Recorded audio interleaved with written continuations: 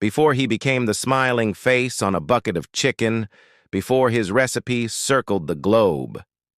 Colonel Harland Sanders was a man who failed more times than most people try in a lifetime. His story isn't just about fried chicken, it's about grit, perseverance, and refusing to quit, even when life knocks you down 100 times. This is the unbelievable story of the man behind KFC. Harland Sanders was born on September 9, 1890, in Indiana. His father died when he was just 6 years old, leaving young Harland to take care of his siblings while his mother worked. He had to learn to cook early, out of necessity, not passion.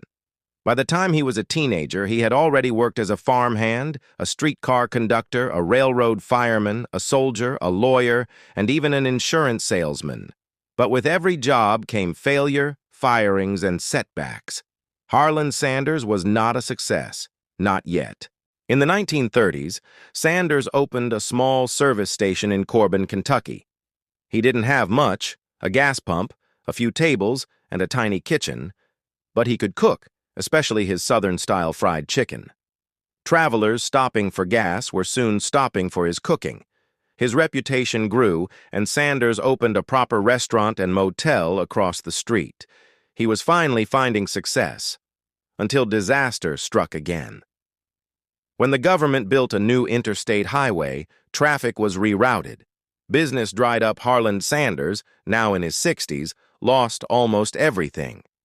But instead of giving up, Sanders tinkered relentlessly with his chicken recipe. He experimented with spices, breading, frying techniques, aiming for the perfect flavor. Finally, after years of trial and error, he created the legendary mix of 11 herbs and spices, cooked in a pressure fryer to make it crispy on the outside, juicy on the inside. But Sanders didn't have a restaurant anymore. So what did he do? At 65 years old, he packed his pressure cooker into his car and traveled across the country. He went restaurant to restaurant, cooking chicken for owners on the spot. If they liked it, he offered them a deal. Use my recipe. Pay me 5 cents for every chicken you sell. He was turned down over 1,000 times. But he kept going, and finally, a restaurant said yes, then another and another. A franchise was born. By the 1950s, Harland Sanders was becoming a national figure.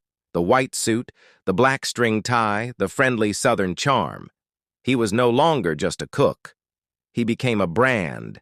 In 1952, the first Kentucky Fried Chicken franchise opened in Salt Lake City. Within a decade, KFC spread across the United States and beyond. In 1964, at age 74, Sanders sold KFC for $2 million, about $20 million today.